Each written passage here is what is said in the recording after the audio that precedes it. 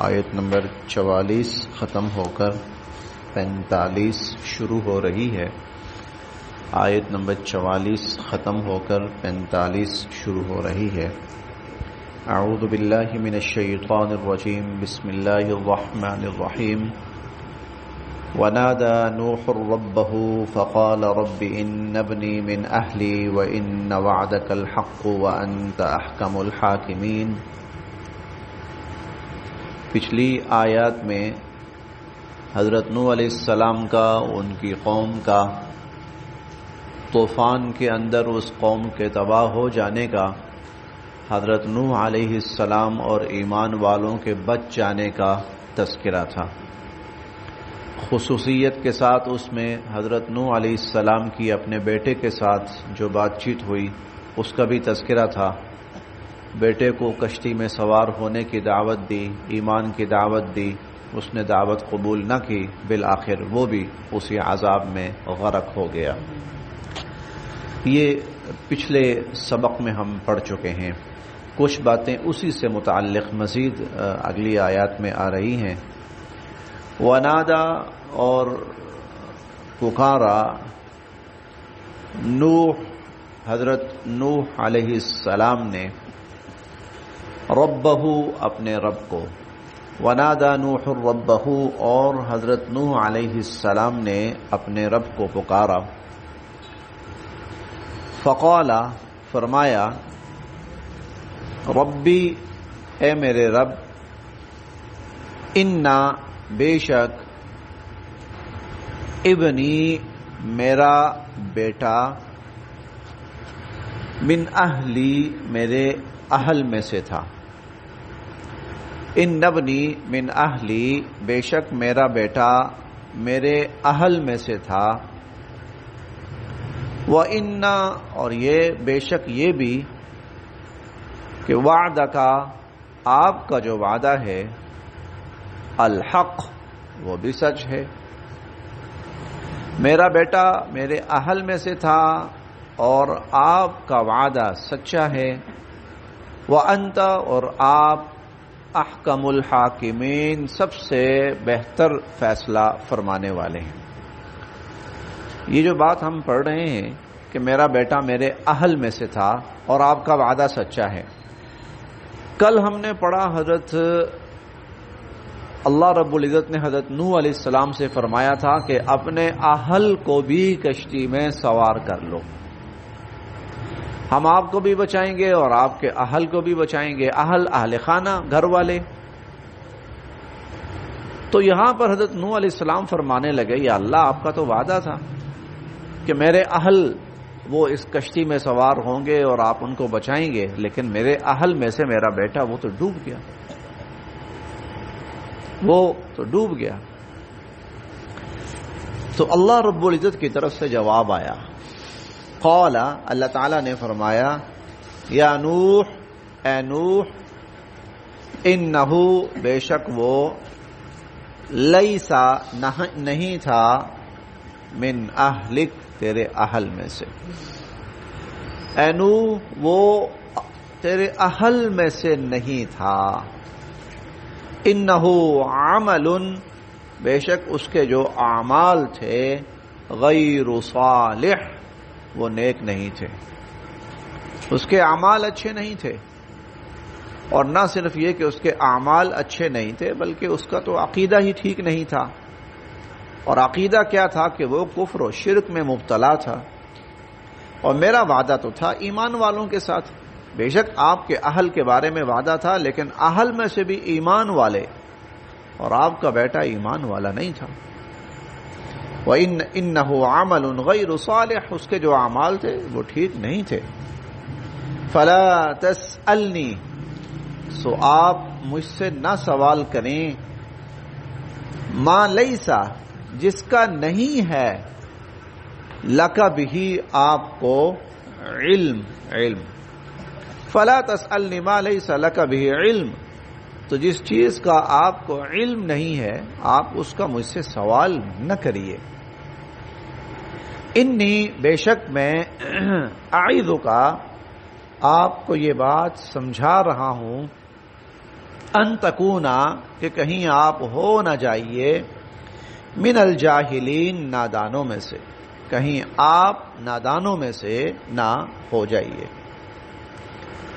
دیکھیں انسان ایمان والا ہے یا نہیں ہے، اس کا حقیقی علم صرف اللہ تعالیٰ کی ذات کو ہے، اس کا حقیقی علم صرف اللہ رب العزت کی ذات کو ہے۔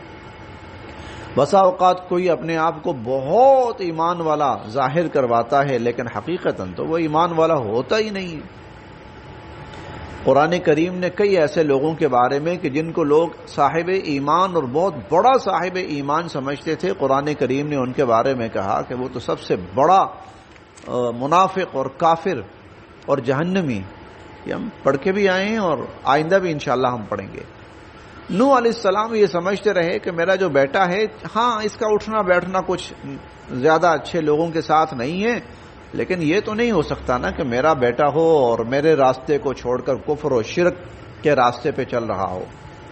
تو نوح علیہ السلام آخر تک یہ سمجھتے رہے کہ شاید یہ جو ہے ایمان والا ہی ہے، میری بات کو مانتا ہے، بس اس کا اٹھنا بیٹھنا زیادہ تر اور دوستوں کے ساتھ ہے، ایسے دوستوں کے ساتھ ہے۔ تو ان کے خیال میں یہ تھا کہ یہ تو ظاہر ہے میرے ساتھ ہی جائے گا، یہ تو بچے گا، اس کو تو بچایا جائے گا اور آخرت میں تو اس کی بخشش ہوگی۔ حقیقت یہ تھی کہ وہ اہل علم میں، اہل ایمان میں سے نہیں تھا۔ اہل یہاں جو ہے نا اس کے اعمال ٹھیک نہیں تھے، اعمال یہاں عقائد کے معنی میں ہے، اس کے عقائد ٹھیک نہیں تھے اور آپ کو اس چیز کا علم نہیں تھا۔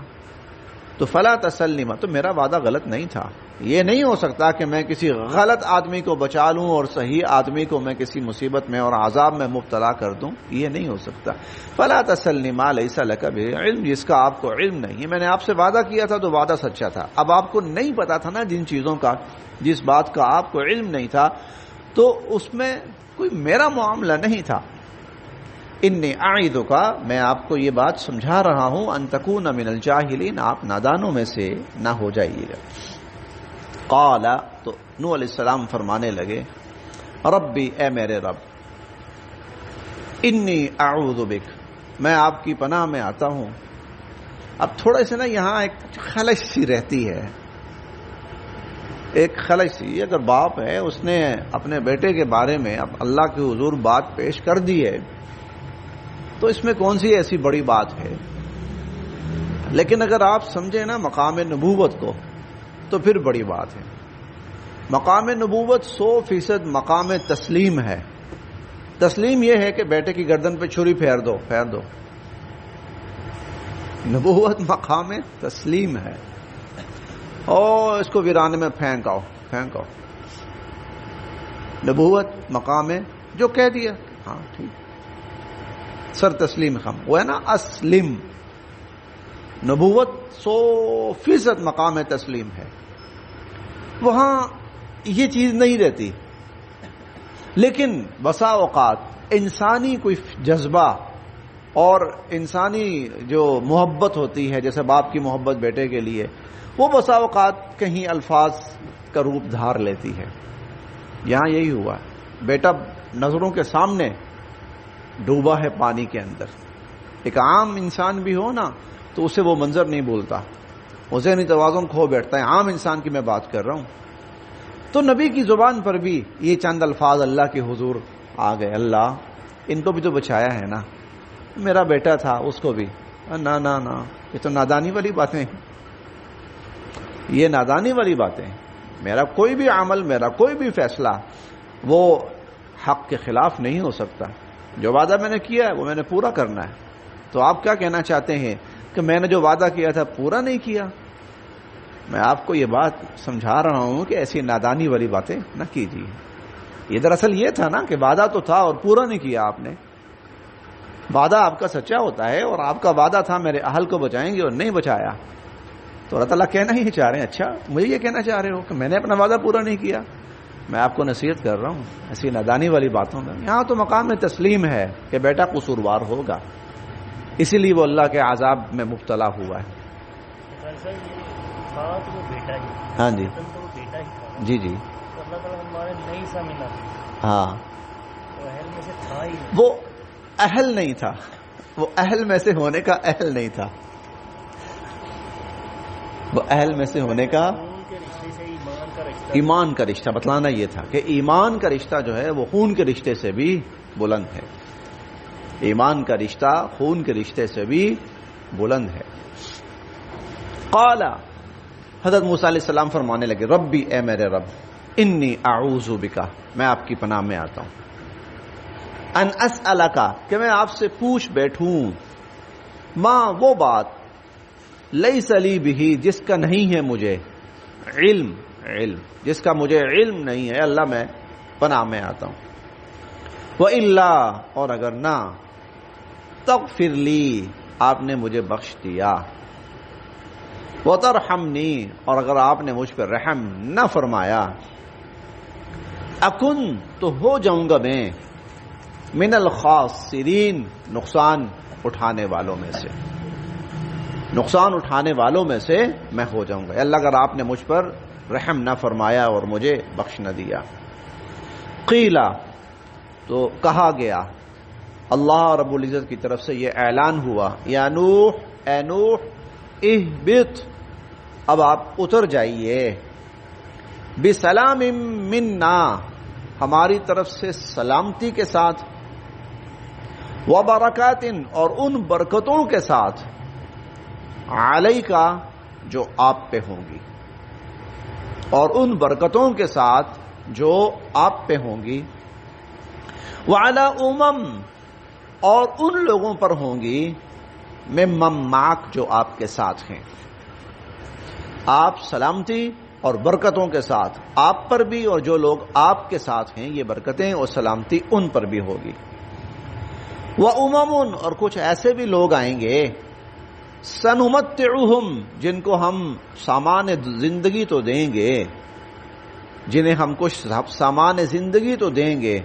ثم، پھر، یمسہم، پہنچے گا ان کو، منا، ہماری طرف سے، عذاب علیم، دردناک عذاب۔ یقیناً اس میں وہ لوگ بھی تھے جو نوح علیہ السلام کے زمانے میں عذاب کا شکار ہوئے، اور وہ بھی لوگ جو بعد میں آ کر نبیوں کے ساتھ ایسا رویہ اختیار کریں گے۔ حضرت نوح علیہ السلام کا واقعہ ان کی حد تک ختم ہو گیا۔ اب جو اگلی آیت ہے، اس میں اللہ تعالیٰ نبی کریم صلی اللہ علیہ وسلم کو مخاطب فرما رہے ہیں، یہ حضور علیہ الصلوۃ والسلام سے مخاطب ہو کر یہ آیت نازل ہوئی ہے۔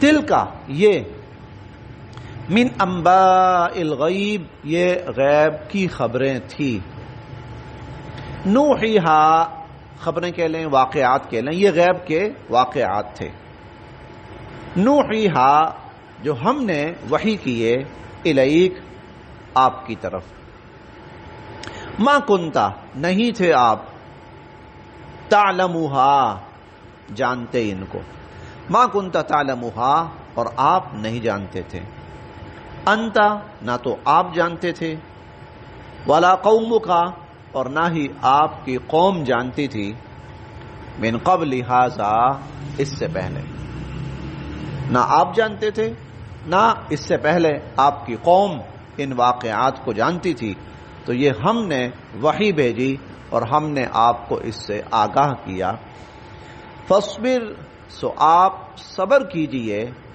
ان العاقبۃ، بے شک انجام، للمتقین، وہ پرہیزگاروں کے لیے ہی ہوتا ہے۔ دیکھیں نوح علیہ السلام کے واقعے میں صبر کیا انہوں نے، اور بالآخر انجام انہی کے حق میں ہوا، وہی غالب رہے، وہی بچ پائے، ورنہ باقی سب اللہ کے عذاب کا شکار ہوئے۔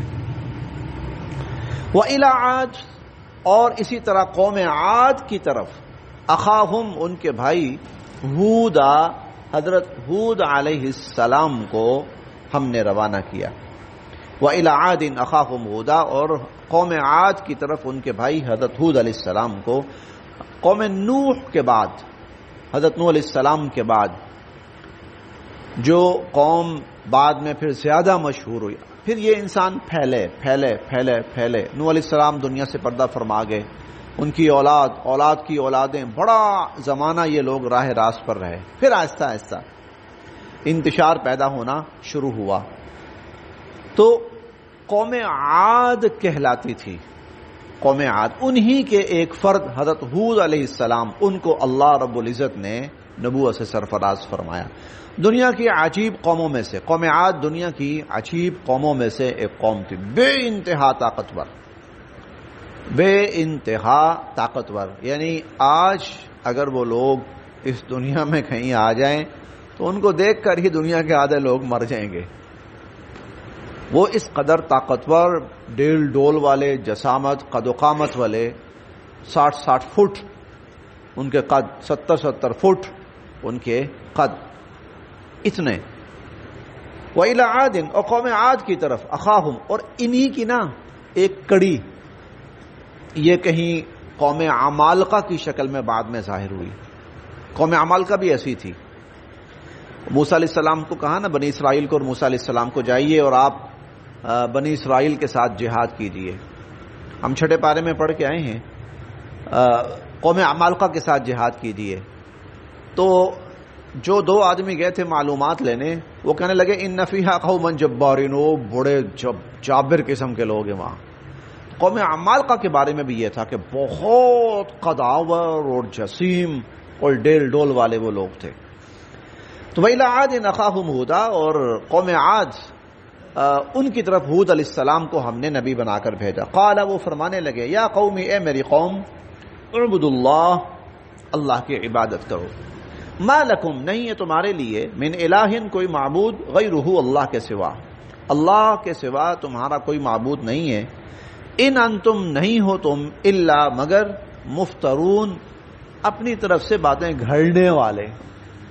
یہ جو باتیں اب تک معاشرے کے اندر موجود ہیں، یہ تم لوگوں کی اپنی بنی بنائی اور گھڑی گھڑائی ہیں. یہ اس کائنات کا نا، اس زندگی کا، اس دنیا کا ایک بہت بڑا، جو سب سے بڑا مقصد ہے انسان کی تخلیق اور انسان کی زندگی کا، سب سے بڑا جو مقصد ہے وہ ہے اللہ تعالی کی معرفت حاصل کرنا اور صحیح معرفت حاصل کرنا. ایک معرفت حاصل کرنا اور دوسرا صحیح معرفت حاصل کرنا. ان لوگوں کے اندر اللہ کی ذات کے بارے میں کچھ باتیں ہوتی تو تھیں، لیکن وہ غلط ہوتی تھی، صحیح معرفت نہیں ہوتی تھی. انبیاء علیہم السلام کو بھیجنے کا سب سے بڑا مقصد اللہ رب العزت کی صحیح معرفت ان لوگوں کے سامنے بیان کرنا اور ان کو اللہ تعالیٰ کی صحیح معرفت کی طرف لانا. اسی کو ہم ایمان کہتے ہیں.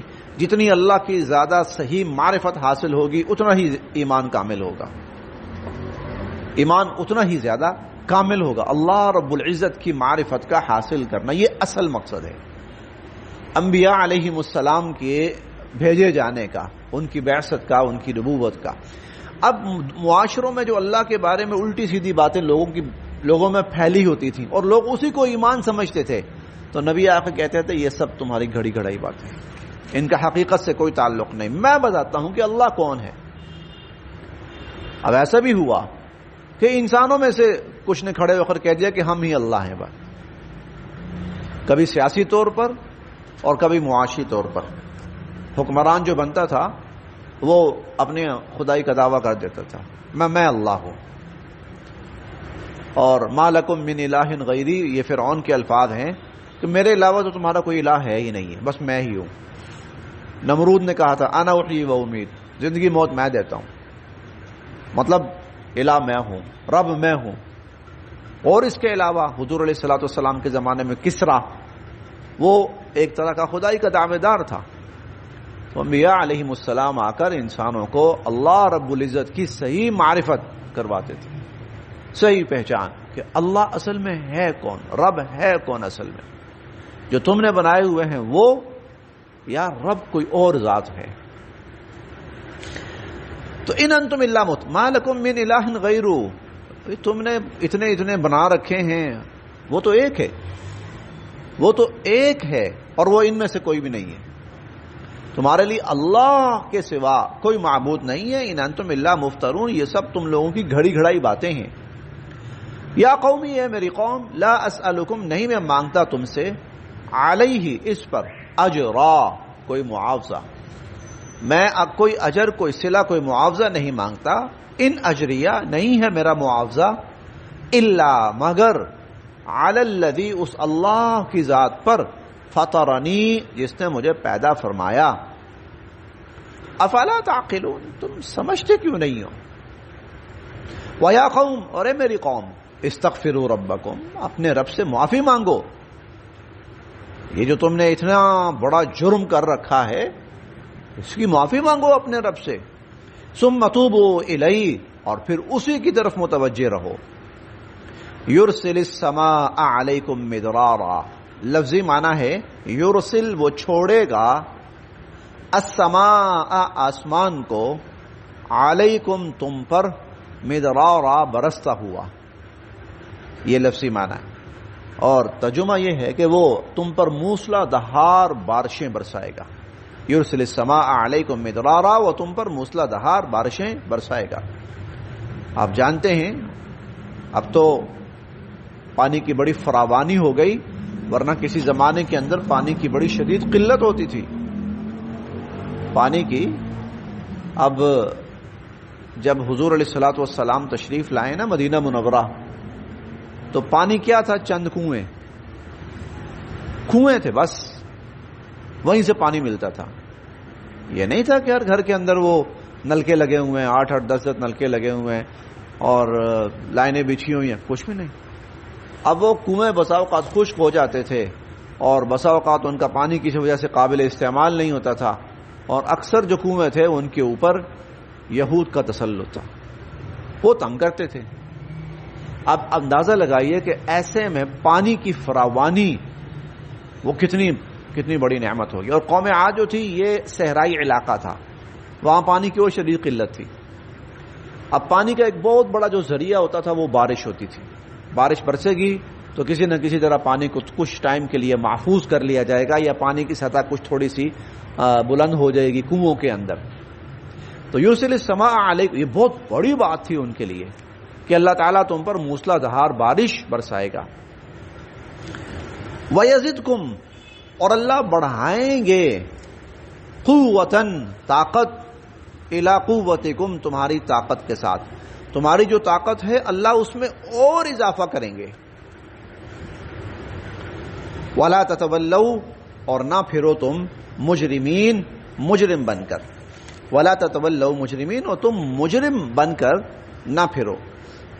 قالوا وہ کہنے لگے یا ہود اے ہود ما جئتنا نہیں لائے آپ ہمارے پاس ببینہ کوئی واضح بات آپ ہمارے سامنے لے کر نہیں آئے خیالی فرضی باتیں آپ کر رہے ہیں. وما نحن اور نہیں ہے ہم بتاریکی چھوڑنے والے آلہتنا اپنے معبودوں کو عن قولکا آپ کے کہنے پر اور آپ کے کہنے پر ہم اپنے معبودوں کو چھوڑنے والے نہیں ہیں.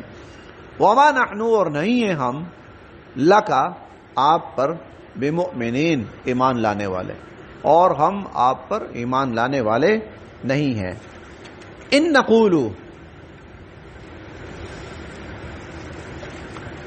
نہیں نقول ہم کہتے ان نقول نہیں ہم کہتے الا مگر یہ اعترا کا حواس باختہ کر دیا ہے آپ کو. اعترا کا حواس باختہ کر دیا ہے آپ کو. بعضو کسی آلہتنا ہمارے معبود نے بسو نقصان پہنچاتے ہوئے. لگتا ہے کہ آپ جو ہمارے معبودوں کے خلاف بات کرتے ہیں نا تو کسی کا اثر پڑ گیا ہے آپ پر یا کسی نے آپ کو نقصان پہنچا دیا ہے. جیسے ایک تصور ہوا تھا نا جہالت کا کہ لوگوں نے کچھ فرضی باتیں بنائی ہوتی کہ فلاں کے خلاف بات نہ کرو ورنہ بڑی پاری پائے گی. تو لگتا ہے کہ کوئی آپ کو نا کسی ہمارے معبود کی کوئی بات بڑی کو بھاری پڑ گئی ہے آپ کو اور اس نے آپ کو حواس باختہ کر دیا اور آپ ایسی باتیں کر رہے ہیں کہ یہ کچھ نہیں کر سکتے یہ معبود نہیں ہے یہ ایسے نہیں ہے.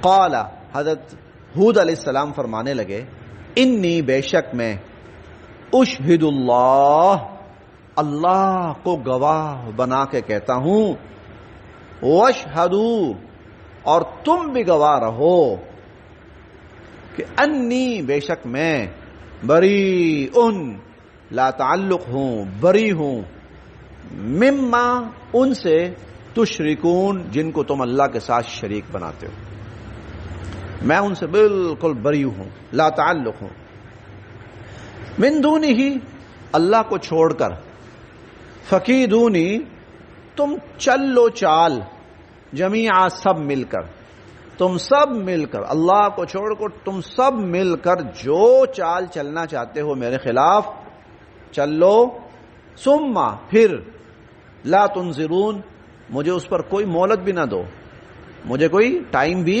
نہ دو، انی توکلت علی اللہ میں نے تو اللہ پر بھروسہ کیا ہے، ربی جو میرا بھی رب ہے، وربکم اور جو تمہارا بھی رب ہے، ما نہیں ہے، من دابہ کوئی بھی جاندار، ما من دابہ نہیں ہے کوئی بھی جاندار، الا مگر ہوا وہ اللہ آخذن پکڑے ہوئے ہے، بناصیتہا اس کی پیشانی، نہیں ہے کوئی بھی جاندار مگر یہ کہ اللہ اس کی پیشانی پکڑے ہوئے ہیں، اور پیشانی پکڑنے سے مراد قابو، کہ کائنات میں کوئی بھی جاندار وہ اللہ کے قبضہ قدرت میں ہے، وہ اللہ رب العزت کے قبضہ قدرت میں ہے، ان ربی بے شک میرا رب علی صراط مستقیم وہی سیدھے راستے پر، بس یہاں